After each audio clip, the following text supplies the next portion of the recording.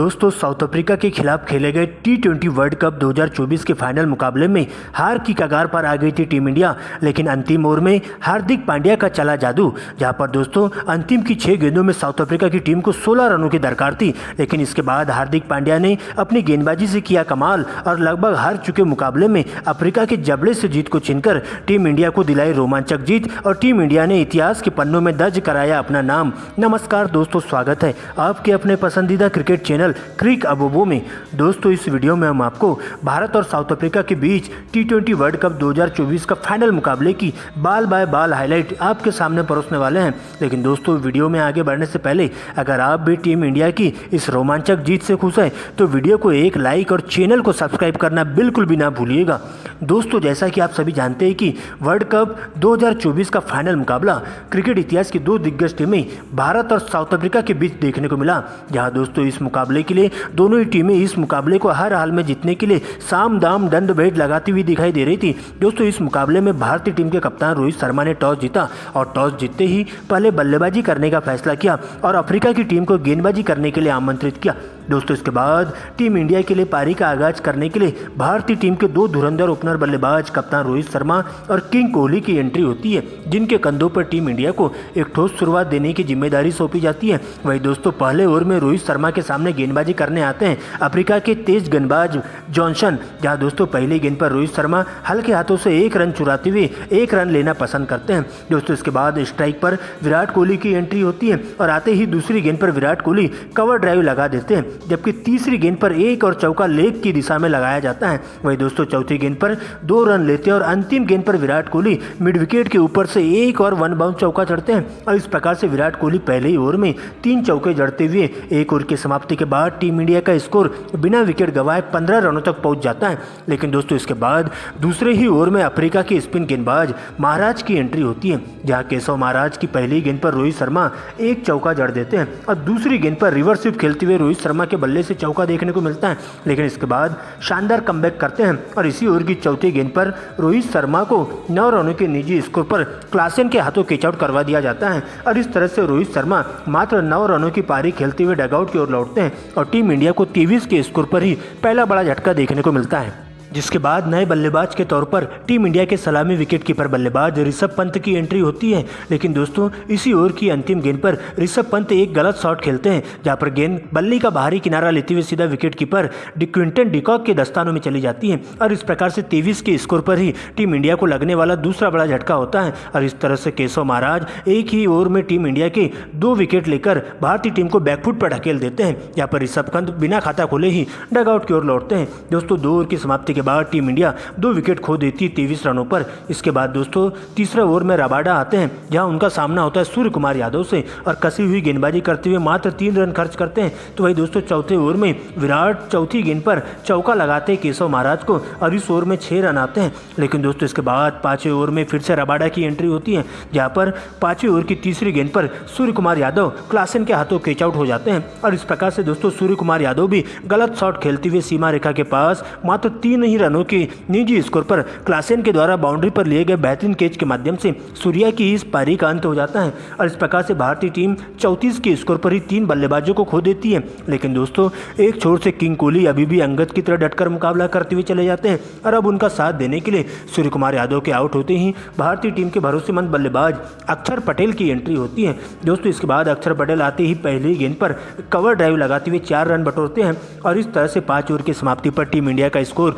3 wicket खोकर 39 रनों तक पहुंच जाता है। जिसके बाद 6वां ओवर लेकर अफ्रीका के खुद कप्तान एडम मार्करम आते हैं, जहां पर दोस्तों अपने इस स्पेल में मात्र 6 ही रन खर्च करते हैं और इस तरह से पावर प्ले के दौरान टीम इंडिया 3 विकेट गंवाकर 6 ओवर की समाप्ति पर 45 रनों तक पहुंच जाती है। लेकिन दोस्तों इसके बाद अक्षर पटेल के साथ मिलकर किंग कोहली काफ़ी सूझबूझ भरी बल्लेबाजी का नज़ारा पेश करते हैं, जहाँ पर दोनों ही बल्लेबाज पहले तो नजरें जमाते हुए क्रीज पर टिककर कोशिश करते हैं और अच्छी गेंदों को छोड़ते हुए खराब गेंदों को सीधा दर्शक दीर्घा के बाहर पहुँचाने का काम करते हैं और इस प्रकार से 10 ओवर की समाप्ति पर टीम इंडिया का स्कोर 3 विकेट खोकर 75 रनों तक पहुंच जाता है। दोस्तों इसके बाद 11वें ओवर में यानसेन को टारगेट किया जाता है, जहां पर विराट कोहली इसी ओवर में एक चौका जड़ते हैं और देखते देखते मात्र 45 गेंदों में इन दोनों ही बल्लेबाजों के बीच में 50 रनों की जबरदस्त साझेदारी देखने को मिलती है। लेकिन दोस्तों इसके बाद 12वां ओवर लेकर के स्पिन गेंदबाज सेम्सी आते हैं, जहां पर दोस्तों 5वीं गेंद पर अक्षर पटेल का बल्ला जम के गरजता है और 75 मीटर का एक फ्लैट छक्का उनके बल्ले से देखने को मिलता है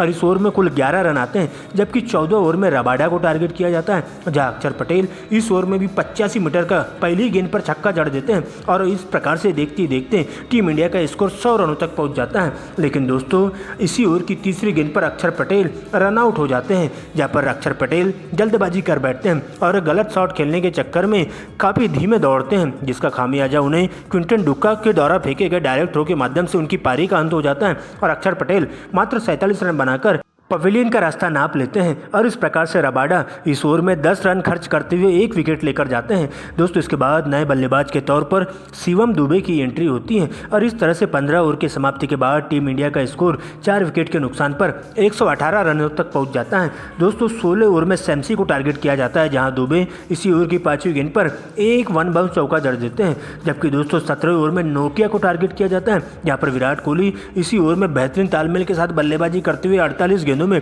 अपना अर्धशतक पूरा करते हैं और दोस्तों अंतिम गेंद पर दुबे के बल्ले से एक और चौका देखने को मिलता है। दोस्तों इसके बाद 18वां ओवर लेकर के अफ्रीका के तेज गेंदबाज रबाडा आते हैं, जहां पर विराट कोहली पहली ही गेंद पर 81 मीटर का गगनचुंबी छक्का जड़ते हैं, जबकि दूसरी गेंद पर 2 रन और तीसरी गेंद पर विराट के बल्ले से एक और चौका देखने को मिलता है और इस प्रकार से टीम इंडिया 18 ओवर की समाप्ति के बाद 150 रन बना लेती है 4 विकेट खोकर। और इसके बाद विराट कोहली तेजी से रन बटोरना शुरू कर देते हैं, जहां पर दोस्तों 19वें ओवर में जॉनसन को टारगेट किया जाता है और दूसरी गेंद पर ही विराट कोहली एक चौका जड़ते हैं और देखते ही देखते इन दोनों ही बल्लेबाजों के बीच में भी 32 गेंदों में ही 50 रनों की जबरदस्त साझेदारी देखने को मिलती है। दोस्तों इसके बाद चौथी गेंद पर विराट कोहली मिड विकेट के ऊपर से 95 मीटर का लमसम छक्का जड़ देते हैं और इस प्रकार से दोस्तों यहाँ से विराट कोहली तेजी से रन बटोरती हुई टीम इंडिया को तेजी से 200 रनों के करीब पहुँचाने की पूरी कोशिश करते हैं और इसके बाद दूसरे छोर से शिवम दुबे भी उनके साथ लगातार स्ट्राइक रोटेट करने का काम करते हैं और आती सी बल्लेबाजी करते हुए अफ्रीका के तेज गेंदबाजों के साथ साथ स्पिन गेंदबाजों की जम के क्लास लेते हैं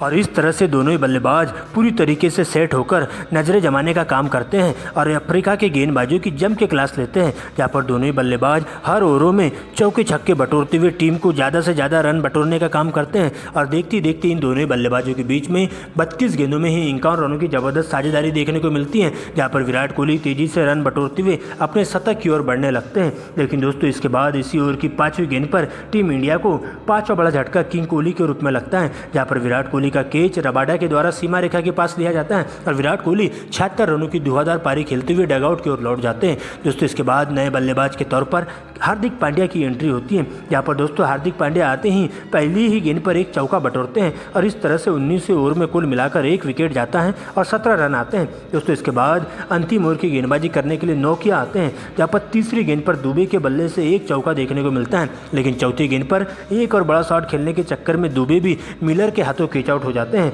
दोस्तों इस तरह से नए बल्लेबाज के तौर पर जडेजा की एंट्री होती है और देखते देखते टीम इंडिया के दोनों ही बल्लेबाज मिलकर हार्दिक पांड्या के साथ अंतिम के ओवरों में चौके छक्कों की बारिश करना शुरू कर देते हैं और बॉल देखो और बॉल पहले वाले नियम के तहत बल्लेबाजी करते हुए टीम इंडिया पूरे 20 ओवरों में 7 विकेट गंवाकर स्कोर बोर्ड पर 176 रन बना पाती है और अफ्रीका की टीम को इस मुकाबले में जीत हासिल करने के लिए 177 रनों का टारगेट दिया जाता है। दोस्तों इसके बाद लक्ष्य का पीछा करने के लिए अफ्रीका के 2 धाकड़ ओपनर बल्लेबाज क्विंटन डिकॉक और रेजा हेंड्रिक्स की एंट्री होती है। वही दोस्तों टीम इंडिया के लिए पहले ओवर की गेंदबाजी करने के लिए आते हैं बाएं हाथ के तेज गेंदबाज अर्शदीप सिंह, जहां पहले ओवर में सिंगल डबल और एक चौके के माध्यम से 7 रन बटोरे जाते हैं। हालांकि दोस्तों इसके बाद दूसरे ओवर की गेंदबाजी करने आते हैं टीम इंडिया के तेज गेंदबाज जसप्रीत बुमराह और आते ही अपनी कातिलाना तेज तर्रार गेंदबाजी से कोहराम मचाना शुरू कर देते हैं और आते ही दूसरे ही ओवर की तीसरी गेंद पर 7 के स्कोर पर अफ्रीका की टीम को लगने वाला पहला बड़ा झटका होता है, जहां पर जसप्रीत बुमराह के द्वारा रेजा हेंड्रिक्स को मात्र 4 रनों के निजी स्कोर पर क्लीन बोल्ड कर दिया जाता है।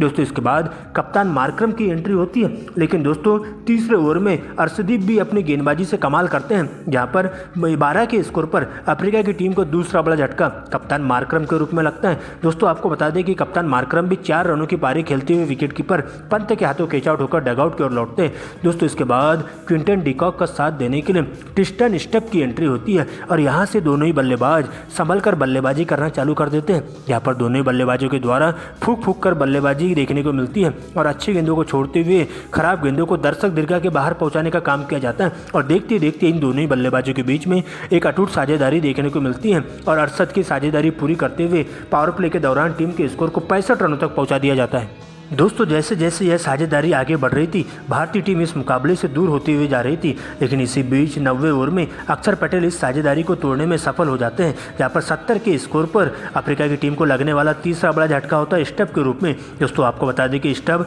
21 गेंदों में 31 रनों की धुआंधार पारी खेलते हुए अक्षर पटेल की गेंद पर क्लीन बोल्ड हो जाते हैं। वही दोस्तों इसके ठीक बाद ही क्विंटन डिकॉक भी 31 गेंदों में 39 रनों की धुआंधार पारी खेलते हुए अर्शदीप की गेंद पर कुलदीप यादव के हाथों कैच आउट हो जाते हैं और इस तरह से 106 के स्कोर पर अफ्रीका के 4 बल्लेबाज डगआउट की ओर लौटते हैं। लेकिन दोस्तों इसके बाद क्लासेन का साथ देने के लिए नए बल्लेबाज के तौर पर एंट्री होती है मिलर की और यहाँ से दोस्तों क्लासेन का कोहराम देखने को मिलता है। दोस्तों एक छोर से क्लासेन चौके छक्कों की बारिश शुरू कर देते हैं, जहाँ पर भारतीय टीम के तेज गेंदबाजों के साथ साथ स्पिन गेंदबाजों की जम के क्लास ली जाती है, जहाँ पर क्लासेन चौके कम और छक्के ज़्यादा मारना शुरू कर देते हैं और अक्षर पटेल के साथ साथ कुलदीप यादव की जम के क्लास लेते हैं और टीम को जीत की दहलीज पर ले जाने की पूरी तरीके से कोशिश करते हैं। लेकिन 17 ओवर में अफ्रीका की टीम को 5वां बड़ा झटका क्लासेन के रूप में लगता है, जहाँ पर दोस्तों भारतीय टीम के उप कप्तान हार्दिक पांड्या क्लासेन को 52 रनों के निजी स्कोर पर विकेटकीपर पंत के हाथों कैच आउट करवा देते हैं और इस मुकाबले में टीम इंडिया को एक बार फिर से बने हुए रखते हैं। दोस्तों इसके बावजूद भी अब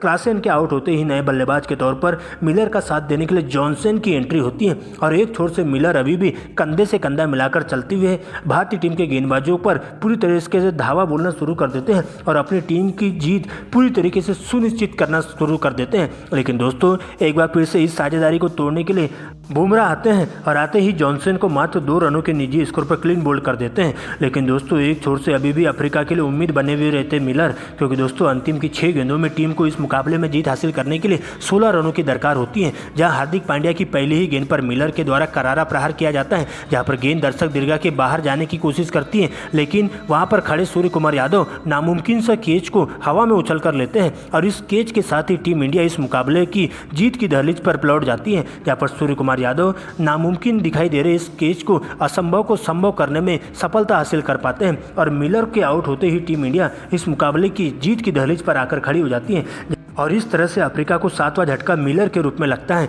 जो कि 21 रनों की धुआंधार पारी खेलते हुए डगआउट की ओर लौटते हैं। दोस्तों इसके बाद केशव महाराज की एंट्री होती है, लेकिन दोस्तों इसके बाद अंतिम की 3 गेंदों में 12 रनों की दरकार होती है और उसके बाद हार्दिक पांड्या एक बार फिर से जादू गेंदबाजी करना शुरू कर देते हैं, जहाँ पर रबाडा को 168 के स्कोर पर 8वां बड़ा झटका साउथ अफ्रीका की टीम को लगता है। यहाँ पर दोस्तों एक बार फिर से लॉन्ग ऑन के पास खड़े सूर्य कुमार यादव रबाडा का कैच लेते हैं और इस प्रकार से टीम इंडिया इस मुकाबले में पूरी तरीके से हावी हो जाती है और देखते ही देखते 20 ओवर की समाप्ति के बाद टीम इंडिया इस मुकाबले को 7 रनों से जीत हासिल कर लेती है, जहां पर हार्दिक पांड्या चमत्कार वाली गेंदबाजी करते हैं अंतिम ओवर में और लगभग हार चुके मुकाबले में अफ्रीका के जबड़े से जीत को छीनकर टीम इंडिया 13 सालों के सूखे को खत्म करती है और आईसीसी की ट्रॉफी जीतने में सफलता हासिल कर पाती है और इस तरह से रोहित शर्मा ब्रिगेड इस मुकाबले को 7 रनों से जीत हासिल कर लेती है।